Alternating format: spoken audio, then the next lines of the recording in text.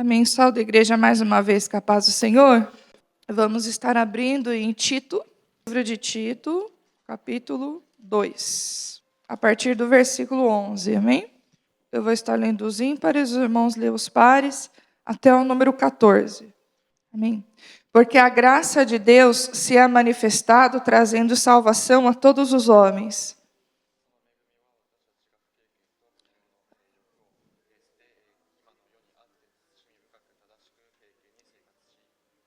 Pode ler de novo, 12, igreja, todos juntos.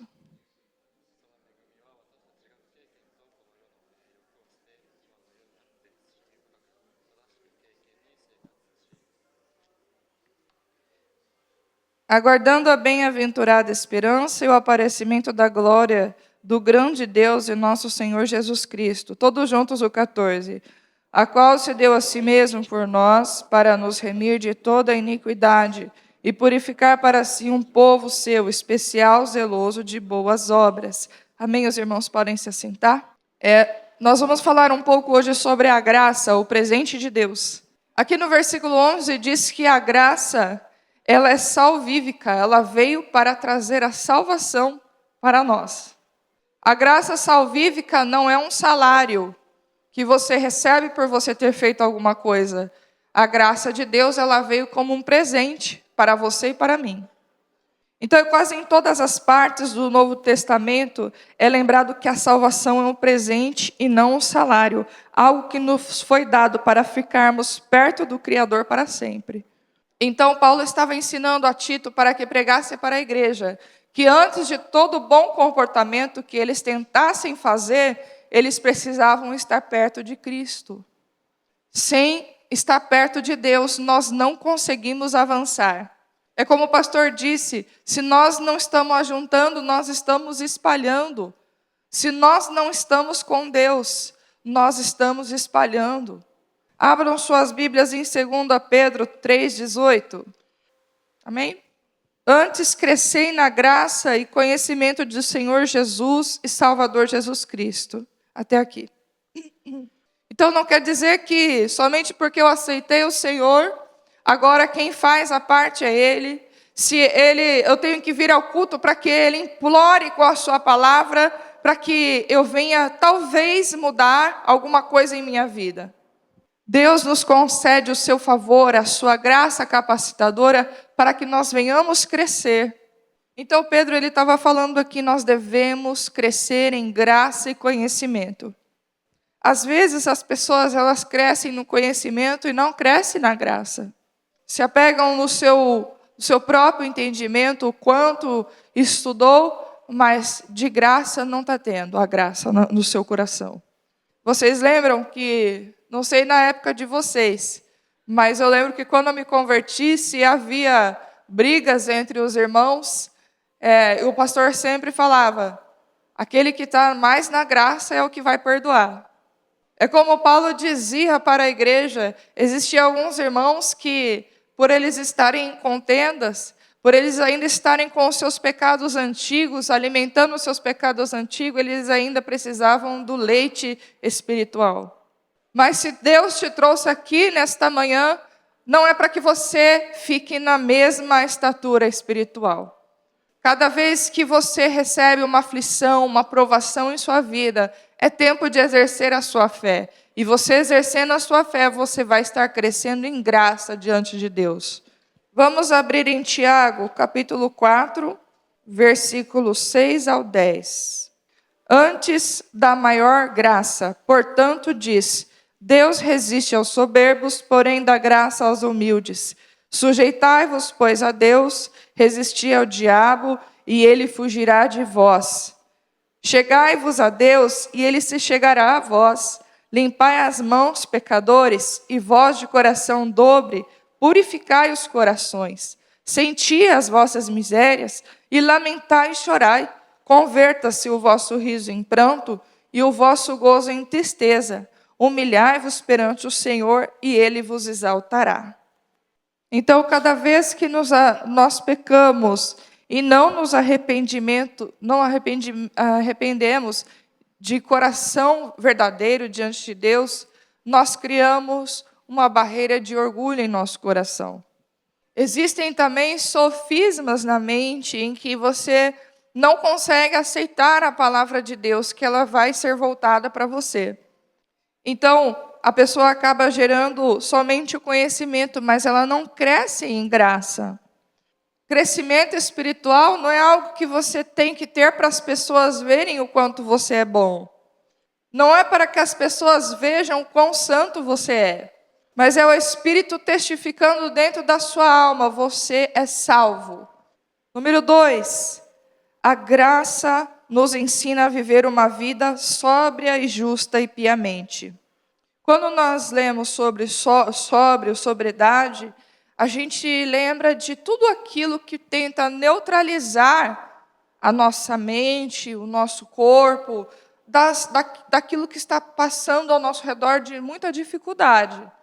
Então, por exemplo, se estou passando por um problema, eu vou lá e quero me afundar na comida, nos doces, ou então assistir alguma coisa, eu quero esquecer daquele problema, então aquela sobriedade da verdade que você tem que enfrentar a realidade, você acaba não passando em Deus, você acaba não crescendo, porque você sempre neutraliza com distrações.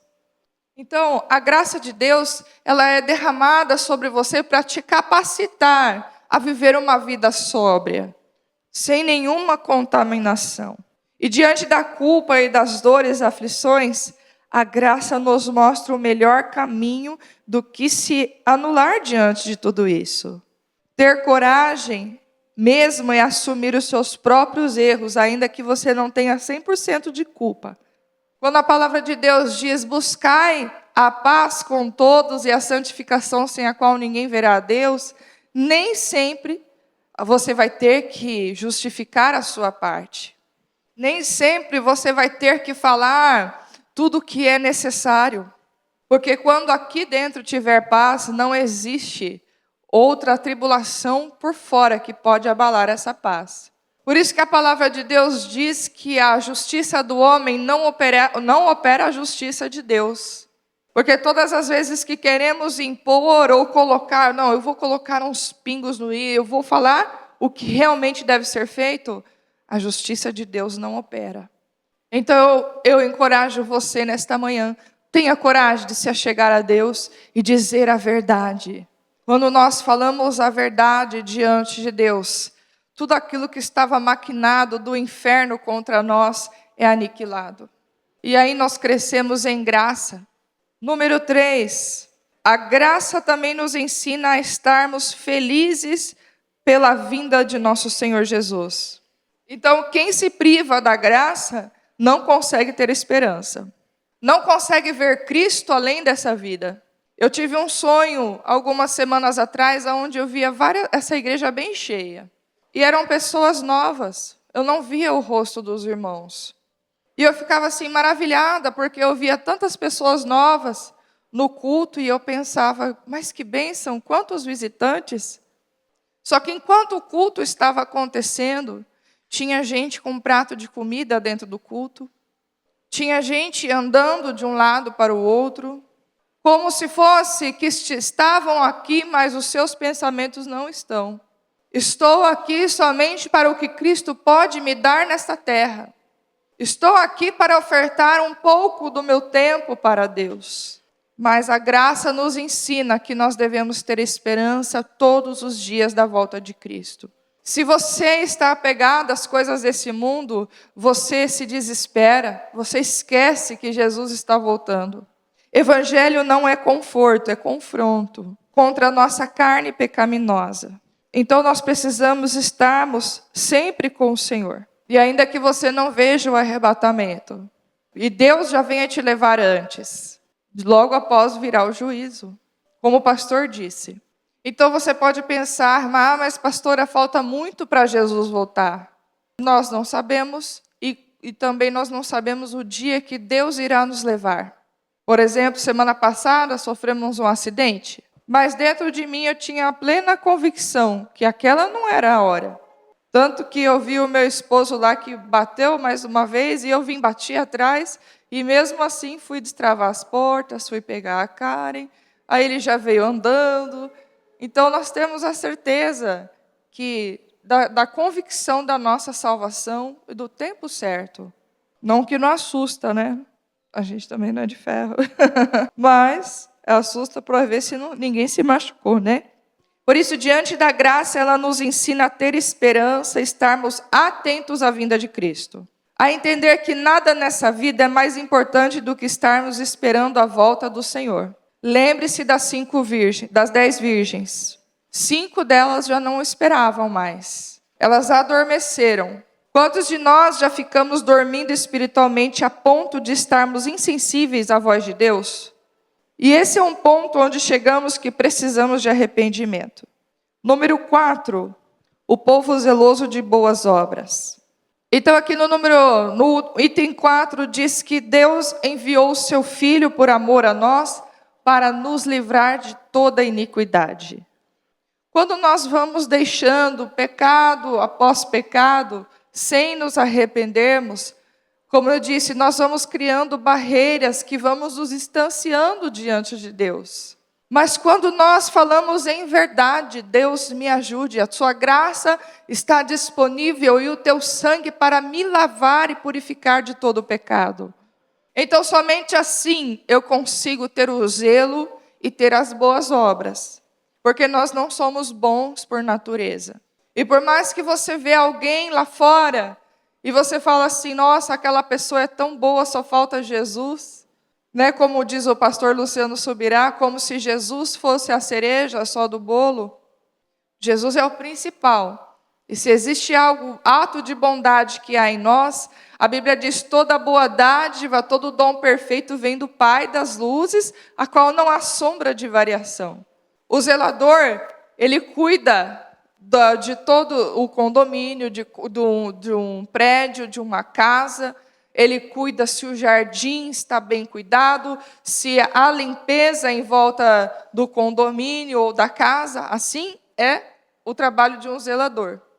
E aí, olha só, as pessoas do mundo acham que as pessoas que estão na igreja são pessoas que são fracassadas.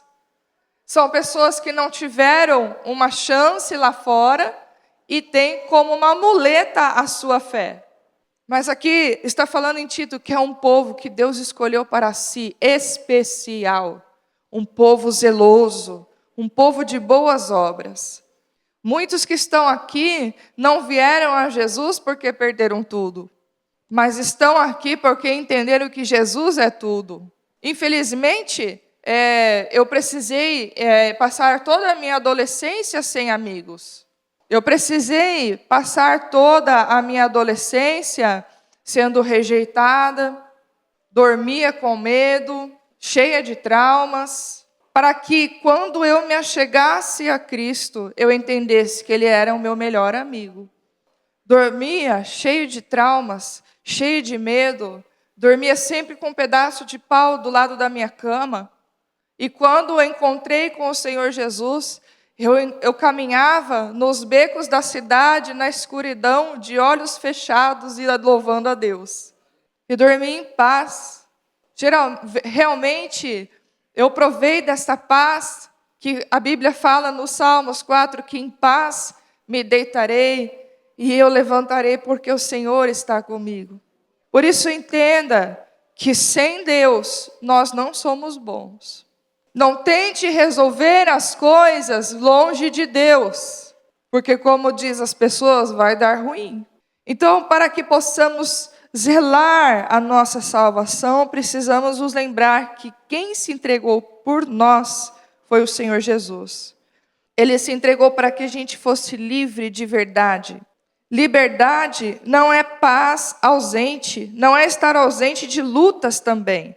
Então, amados, a liberdade que Deus nos dá é sentir essa paz interior, mesmo estando em lutas, mas confiar que somente Deus é quem nos guarda. E para terminar, o povo de boas obras. Nós entendemos, amados, que se o cristão, ele não está jejuando, se ele não está orando, se ele não está servindo, lendo a palavra de Deus, Se faltarem algum desses itens, ele vai falhar. É desafiador quando nós viemos pregar aqui. Mas é maravilhoso quando nós conseguimos viver tudo aquilo que vamos ensinar. Porque a lei de Deus, ela nunca é algo para te prender, mas é para te trazer libertação dia após dia. Então é necessário, seja você um obreiro ou não, você ter as obras de Deus em sua vida. Eu me lembro antigamente que quando falava assim, o pregador dizia: quem quer ser usado por Deus? A frente se enchia de pessoas que queriam ser usadas por Deus. Havia um clamor nas pessoas de falar de Jesus no trabalho. Havia um clamor no coração delas que elas queriam ser usadas por Deus. Mas como o pastor disse, por aumentar a iniquidade, o amor vai se esfriando. Mas que comece a levantar novamente o povo zeloso, que zela pela sua salvação e que tem boas obras diante de Deus. Como eu li no começo da ministração do louvor, que nem todo que diz Senhor, Senhor, ele dará o reino de Deus, mas aquele que faz a vontade do Pai. E logo em seguinte, ele começa a dizer, aqueles que estão profetizando em meu nome, fazendo a obra em meu nome, mas eles estão apartados de mim. Aí você pode perguntar, mas como, pastora? Você não está falando de obra, que nós temos que ter obras também? Como que aquelas pessoas vão ser julgadas? Aí que entra a vontade de Deus no meio. E ela separa, a vontade de Deus, ela nos faz andar, ainda que seja para servir um copo de água, mas se nós estamos com o coração em arrependimento diante de Deus, isso vai ser como o mesmo galardão que um pastor está aqui. Se você der um copo de água para ele, você recebe o mesmo galardão que ele. Então o que Jesus estava dizendo não é somente a aparência, mas é o que está dentro do seu coração. Mas hoje em dia, nem as aparências as pessoas querem mais. Nem parecer que serve a Deus não querem mais. Então nós precisamos voltar, e é bom que chegue a esse ponto, porque nós precisamos voltar à essência de quem somos em Cristo. A Bíblia diz, se a sua justiça não exceder a dos fariseus, isso não faz sentido, porque eles jejuavam 2 vezes na semana, eles davam seus dízimos, eles faziam suas orações, e Jesus disse, você tem que exceder a justiça deles. Se coloque de pé. Quando nós crescemos em graça, é quando nós não operamos com a nossa justiça. Nós crescemos em conhecimento, quando não essa letra só fica aqui, mas ela desce aqui, e nós conseguimos fazer aquilo que ela nos pede. Nós vemos as situações na igreja muitas vezes e vemos que os irmãos que já passaram por certas situações, nós vemos a capacidade e nós dizemos, você já passou por isso.